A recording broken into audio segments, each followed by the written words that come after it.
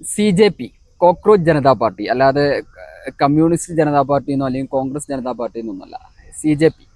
അപ്പോൾ കോക്രോച്ച് ജനതാ പാർട്ടിയാണ് ഇപ്പോൾ ഇൻസ്റ്റാഗ്രാമിൽ ട്രെൻഡിങ് ആയിക്കൊണ്ടിരിക്കുന്നത്. അപ്പോൾ അതിനെക്കുറിച്ച് രണ്ട് മൂന്ന് കാര്യങ്ങൾ പറയാനുണ്ട്. അപ്പോൾ ഇത് സ്റ്റാർട്ട് ചെയ്യുന്നത് നമ്മുടെ സൂര്യകാന്ത് ഉണ്ടല്ലോ, നമ്മുടെ ചീഫ് ജസ്റ്റിസ് ഓഫ് ഇന്ത്യ. അപ്പോൾ അങ്ങേര് രണ്ട് മൂന്ന് ദിവസങ്ങൾക്ക് മുമ്പ് നമ്മുടെ യങ്സ്റ്റേഴ്സിനെ കുറിച്ച്, പ്രത്യേകിച്ച് ജെൻസികളെ കുറിച്ചൊക്കെ ഒരു പരാമർശം നടത്തിയിട്ടുണ്ടായിരുന്നു. പ്രധാനമായിട്ടും പറയുന്നത് നമ്മുടെ യങ്സ്റ്റേഴ്സിന് പണിയും കൂലിയും ഏതായാലും ഇല്ലല്ലോ, കാരണം പണി കൊടുക്കേണ്ട ആൾക്കാർ നമ്മുടെ രാജ്യത്തെ പവറിലിരിക്കുന്ന ആൾക്കാരാണ്. അവരേതായാലും പ്രൊവൈഡ് ചെയ്യണില്ല, എല്ലാ പണി കളഞ്ഞുകൊണ്ടിരിക്കുകയാണ്. അപ്പൊ അങ്ങേര് നമ്മുടെ യങ്സ്റ്റേഴ്സിനെ കുറിച്ച് പറഞ്ഞ ചില കാര്യങ്ങളുണ്ട്. അതായത് പണിയും കൂലിയൊന്നും ഇല്ലാത്തതുകൊണ്ട് പലരും മീഡിയ ആക്ടിവിസം, അതുപോലെ സോഷ്യൽ മീഡിയ എല്ലാവരുടെ കയ്യിലും ഐഫോണും ആൻഡ്രോയിഡ് ഫോണൊക്കെ ഉള്ളതുകൊണ്ട് സോഷ്യൽ മീഡിയയിലൊക്കെ എൻഗേജ് ആവുന്നു. എന്നിട്ട് അതിന്റെ ഭാഗമായിട്ട് അവരെന്ത് ചെയ്യാണ്, ഗവൺമെന്റിനെതിരെ, സിസ്റ്റത്തിനെതിരെയൊക്കെ അവർ അറ്റാക്ക് ചെയ്തുകൊണ്ടിരിക്കുകയാണ്. അപ്പോൾ പലപ്പോഴും അവർ ഹൈക്കോടതിയിലേക്ക് പോകും, പല RTA പെറ്റീഷൻ സമർപ്പിക്കുന്നു. എന്നിട്ട് ഹൈക്കോടതിയിൽ നിന്ന് അതിന് ഉത്തരവ് കിട്ടിയില്ലാണ്ട് സുപ്രീം കോടതിയിലേക്ക് വരുന്നത് നിരന്തരം ശല്യപ്പെടുത്തിക്കൊണ്ടിരിക്കുകയാണ്. ഇവരെ കൊണ്ട് ചില്ലറ അടങ്ങിയറൊന്നുമല്ല, ഇവർ കോക്രോച്ചുകളും പാരസൈറ്റുകളും ആണെന്നൊക്കെയാണ് ഇങ്ങേര് പറഞ്ഞു ഒപ്പിച്ചത്. അത് ഒരു നമ്മുടെ രാജ്യത്ത് ഹീറ്റഡ് ഡിബേറ്റ് ഉണ്ടാക്കി കഴിഞ്ഞു. നമുക്കറിയാം, ജൻസികൾ എന്ന് പറഞ്ഞാൽ ഇന്ന് ശരിക്കും രാജ്യവും നമ്മുടെ സിസ്റ്റമൊക്കെ നിയന്ത്രിക്കുന്ന ജൻസികൾ തന്നെയാണ്. നമ്മൾ റീസെൻ്റ് ആയിട്ട് കേരള ഇലക്ഷൻ തന്നെ നമ്മൾ പ്രൂവ് ചെയ്ത് കഴിഞ്ഞു. കാരണം ജൻസികളാണ് വി.ഡി. സതീശൻ മുഖ്യമന്ത്രി ആക്കൂല എന്നുള്ളൊരു ഇത് വന്നപ്പോൾ ആളുകൾ ആ ഒരു മൊമെൻറ്റം സൊസൈറ്റിയിൽ ക്രിയേറ്റ് ചെയ്ത ജൻസികളാണ്. റീസൺ നമ്മുടെ തൊട്ടടുത്ത അപ്പുറത്ത് നേപ്പാളിൽ ജൻസി റവല്യൂഷൻ കാരണമാണ് ഇപ്പോൾ അവർക്ക് ഒരു ജൻസി മുഖ്യമന്ത്രിനെ കിട്ടിയത്.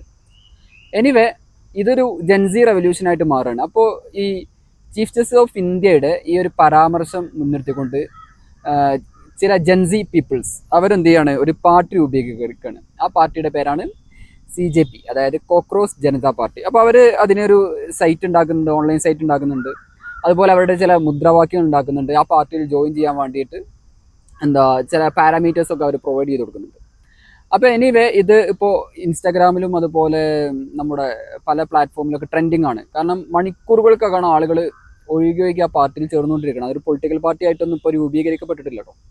എനിവേ, നമ്മുടെ ബംഗാളിലെ MP ആയിരുന്നു മഹുവ മൊയ്ത്രൊക്കെ ഇതിനെ എന്ത് ചെയ്യുന്നുണ്ട്, പ്രചാരം കൊടുക്കുന്നുണ്ട്. കാരണം അതുപോലെ കീർത്തി ആസാദിനെ പോലെയുള്ള രാഷ്ട്രീയ പ്രവർത്തകർക്ക് ഇതിന് ഒരു ഒരു മൊമെൻറ്റം ഉണ്ടാക്കി കൊടുക്കുന്നുണ്ട്. കാരണം ഗവൺമെൻറ് സിസ്റ്റം അട്ടർ ഫെയിലിയർ ആണ് ഇവിടെ, അട്ടർ ഫെയിലിയർ ആണ്. അപ്പോൾ അവർ മുന്നോട്ട് വെക്കുന്ന ചില അവരുടെ മുദ്രാവാക്യങ്ങൾ കൂടി പറഞ്ഞിട്ട് എന്ത് ചെയ്യാം, നമുക്ക് ഈ വിഷയത്തിലേക്ക് വരാം. എന്താണ് നമ്മുടെ രാജ്യത്തുള്ള യങ്സ്റ്റേഴ്സ് അനുഭവിക്കുന്ന കാര്യങ്ങളൊക്കെ എന്ത് ചെയ്യാം, വിശദമായിട്ട് പറയാം. അപ്പോൾ അതിൽ ഇത് സ്ഥാപിക്കുന്നത് ആബിദ് ദീപ്കെ എന്ന് പറയുന്ന ഒരു വ്യക്തിയാണ്. അത് ഫോർമർ AIPയുടെ വക്താവായിരുന്നു, സ്പോക്കസ് പേഴ്സൺ ആയിരുന്നു. അതുപോലെ ഐ ടി കാര്യങ്ങളൊക്കെ കൺട്രോൾ ചെയ്തിരുന്ന ആളായിരുന്നു എന്നൊക്കെയാണ് പറയപ്പെടുന്നത്. ഏതായാലും അവർ മുന്നോട്ട് വെച്ച ചില പ്രധാനപ്പെട്ട കീ പോയിന്റുകളുണ്ട്. അത് വളരെ പ്രധാനപ്പെട്ടാണ്. അതിൽ ഒന്നാമത്തെ ഒന്ന് എൻഡ് ഓഫ് ജുഡീഷ്യൽ റിവാർഡാണ്. നമ്മുടെ രാജ്യത്ത്, നമ്മുടെ ഈ ഒരു 2011 മോദി ഗവൺമെൻറ് വന്നതിന് ശേഷം നമ്മുടെ രാജ്യത്തുണ്ടായ ഏറ്റവും പ്രധാനപ്പെട്ട വിഷയമാണ് ജുഡീഷ്യൽ റിവാർഡ് കൊടുക്കുക എന്നുള്ളത്. ഇതിന് മുമ്പ് കൊടുത്തിട്ടുണ്ട്, അതില്ല എന്നല്ല, പക്ഷേ ഇപ്പോൾ അത് വ്യാപകമാണ്. അതായത് ഗവൺമെൻറ്റിന് അനുകൂലമായിട്ട് വിധി പ്രസ്താവന നടത്തുന്ന പ്രധാനപ്പെട്ട ജഡ്ജിമാരെ ഒക്കെ എന്ത് ചെയ്യാണ്, അവർ നേരെ പ്രധാനപ്പെട്ട പോസ്റ്റുകളിലേക്ക് കൊണ്ടിരുത്താണ്. ഇപ്പോൾ ഹൈക്കോടതി ജഡ്ജിമാർ അത്ര പരാമർശം നടത്തി കഴിഞ്ഞാൽ അവർക്ക് എന്ത് ചെയ്യാണ്, സുപ്രീം കോടതിയിലേക്ക് വരാനുള്ള വാതിൽ പെട്ടെന്ന് എളുപ്പമാവും. ആ സ്കീം പണ്ടേ ഉണ്ട് ഇവിടെ. ഏതായാലും ഇപ്പോൾ നമുക്ക് ജസ്റ്റിസ് ഗവായിനൊക്കെ നിങ്ങൾക്ക് ഓർമ്മ ഉണ്ടാവും. നമ്മുടെ രാമക്ഷേത്ര വിധിയൊക്കെ പുറപ്പെടുവിച്ച ഒരു ജഡ്ജിയായിരുന്നു ജസ്റ്റിസ് ഗവായി. അദ്ദേഹത്തെ കൊണ്ടുപോയിട്ട് BJP അവിടെ കൊണ്ടുപോയിരുത്തി രാജ്യസഭയിലേക്ക് കൊണ്ടുപോയി റിവാർഡ് ചെയ്ത് കൊടുത്തു. അങ്ങനെ ഈ ഒരു ജുഡീഷ്യൽ റിവാർഡ് എന്നുള്ള സിസ്റ്റം അവസാനിപ്പിക്കണം എന്നതാണ് ഇവരുടെ ഒന്നാമത്തെ ഏറ്റവും പ്രധാനപ്പെട്ട ആവശ്യം. കാരണം നമ്മുടെ രാജ്യത്ത് ഏതെങ്കിലും ഒരാൾക്ക് ഒരു നീതി നിഷേധം നടന്നു കഴിഞ്ഞാൽ നമുക്ക് അപ്രോച്ച് ചെയ്യാൻ പറ്റുന്ന പ്രധാനപ്പെട്ട സിസ്റ്റം ഏതാണ്, കോടതികളാണ്. അപ്പോൾ കോടതികൾ നമ്മുടെ പൗരന്മാരുടെ ഗ്രീവൻസസ്, അവരുടെ സങ്കടങ്ങളും പ്രയാസങ്ങളും ഇൻജസ്റ്റിസും കേൾക്കുന്നതിന് പകരം അതിന് ഗവൺമെൻറ്റിനെതിരെ ഒരു സ്റ്റാൻഡ് എടുക്കേണ്ടി വന്നാൽ അത് എടുക്കാതെ നിന്ന് കഴിഞ്ഞാൽ നമ്മുടെ രാജ്യത്തുള്ള കോൺസ്റ്റിറ്റ്യൂഷൻ വാല്യൂസ് കംപ്ലീറ്റ് ഫ്ലോപ്പ് ആവും. പിന്നെ അയാൾക്ക് കോടതിയിൽ പോകുക എന്നുള്ളത് പ്രത്യേകിച്ച് കാര്യമൊന്നുമില്ല. നമുക്ക് അറിയാം, നമുക്ക് അടിയന്തരാവസ്ഥ കാലത്ത് പോലും കോടതിയെ സമീപിക്കാനുള്ള അവകാശം, ഫണ്ടമെൻ്റൽ റൈറ്റ്സ് നിഷേധിക്കപ്പെടാത്തൊരു കാലമാണ്. അതുപോലെയുള്ളൊരു ഭരണഘടന നമുക്കുള്ളത്. പക്ഷേ ഈ ഒരു സിസ്റ്റം വരുമ്പോൾ സ്വാഭാവികമായിട്ട് പൗരന്മാർക്ക് അടിസ്ഥാനപരമായിട്ട് കിട്ടേണ്ട അവകാശം നിഷേധിക്കപ്പെടും. രണ്ടാമത്തത് വോട്ട് ചോരിയാണ്. നമ്മൾ രാഹുൽ ഗാന്ധി കുറേ കാലമായിട്ട് പറഞ്ഞുകൊണ്ടിരിക്കുന്നു, വോട്ട് സംരക്ഷിക്കുക. വോട്ട് ചോരി നടത്തുന്ന ഏത് വ്യക്തിയാണെങ്കിലും, അതിപ്പോൾ ചില ആൾക്കാർ ആസൂത്രിതമായിട്ടൊക്കെ പെരണ്ടുള്ളിൽ ഇരുന്നുകൊണ്ട് ആൾക്കാരുടെ വോട്ട് ഡിലീറ്റ് ചെയ്യുന്ന കുറേ വിപ്ലവ ആ, രാഷ്ട്രീയ പ്രവർത്തകരുണ്ട്. അവരൊക്കെ യു എ പി എ ചാർത്തിക്കൊണ്ട് അവരെ തുറങ്കിലടക്കണം, ജയിലിലടക്കണം എന്നാണ് ഇവരുടെ പ്രധാനപ്പെട്ട മുദ്രാവാക്യം. കാരണം അത് പ്രധാനമാണ്. കാരണം ഒരു മനുഷ്യൻ്റെ, നമ്മുടെ രാജ്യത്ത് ജീവിക്കുന്ന ഒരു മനുഷ്യൻ്റെ ഏറ്റവും അടിസ്ഥാനപരമായ അവകാശമാണ് ഇത്, വോട്ട് കൊടുക്കുക എന്നുള്ളത്.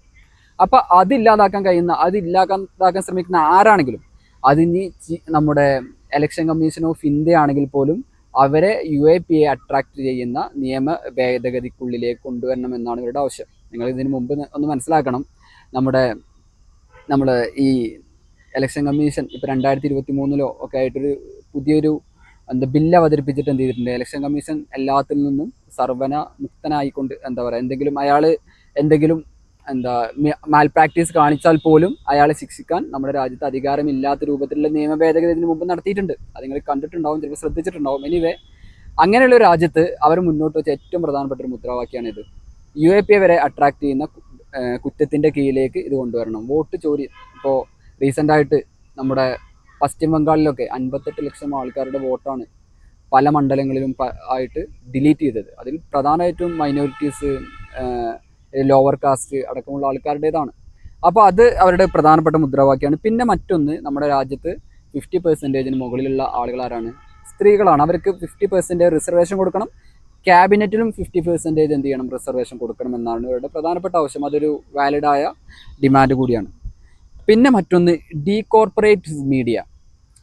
നമ്മൾ ഏറ്റവും പ്രധാനമായിട്ട് നമ്മൾ കേൾക്കേണ്ട, അറിയേണ്ടത്, മീഡിയകൾ, നമ്മുടെ ഈ ഗോദി മീഡിയ എന്ന് അറിയപ്പെടുന്ന കുറേ മീഡിയ നമ്മുടെ രാജ്യത്തുണ്ട്.